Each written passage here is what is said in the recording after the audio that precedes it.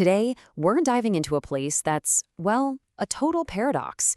It's a stunning natural wonder, and at the same time, one of the most strategic, most critical pieces of real estate on the entire planet, Iran's Qeshm Island.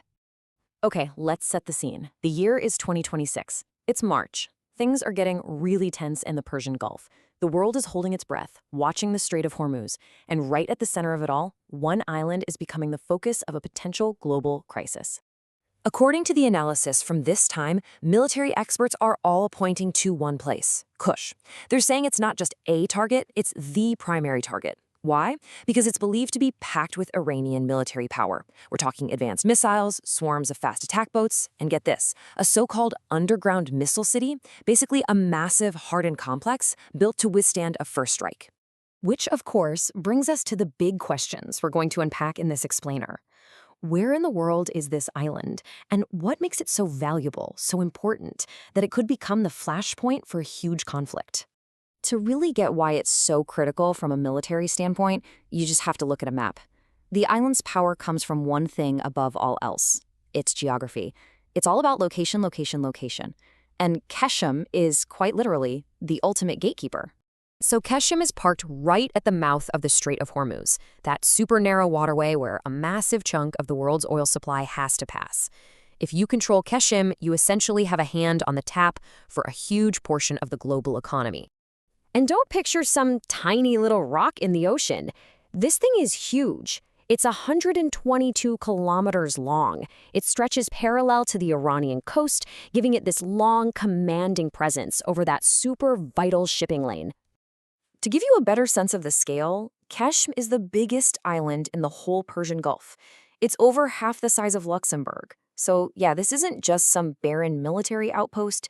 It's a major landmass with cities, towns, and a lot of people caught in this geopolitical tug of war. And, with a location like that, it's really no surprise that Qeshm has been a hot commodity for centuries.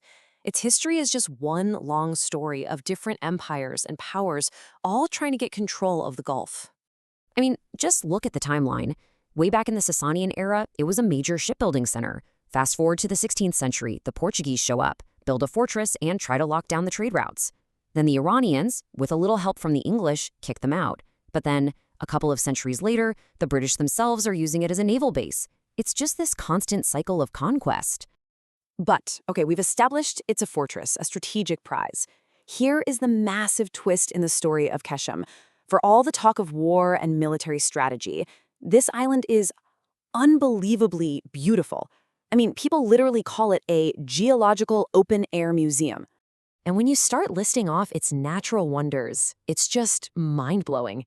We're talking about these vast mangrove forests just teeming with life, otherworldly rock formations, and one of the most remarkable cave systems you'll find anywhere on Earth. And all of these treasures exist right there, in the shadow of potential conflict. And this isn't just a local opinion, by the way. This beauty is officially recognized. Qeshm is home to the Middle East's very first UNESCO Global Geopark.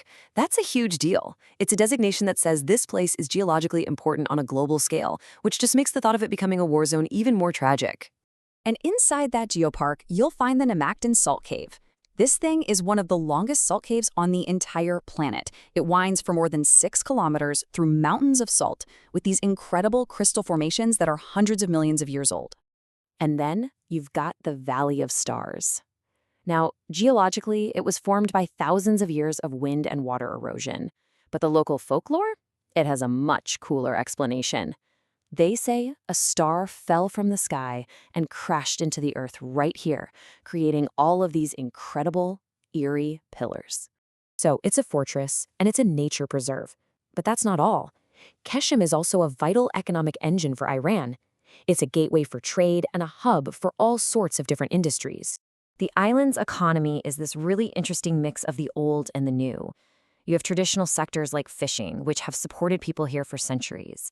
And right alongside that, you have modern industries driven by shipping, oil and gas, and a growing tourism sector, people drawn in by all those natural wonders we just talked about. This diversity makes the island even more crucial for Iran. A huge turning point was back in 1989 with the creation of a free trade zone.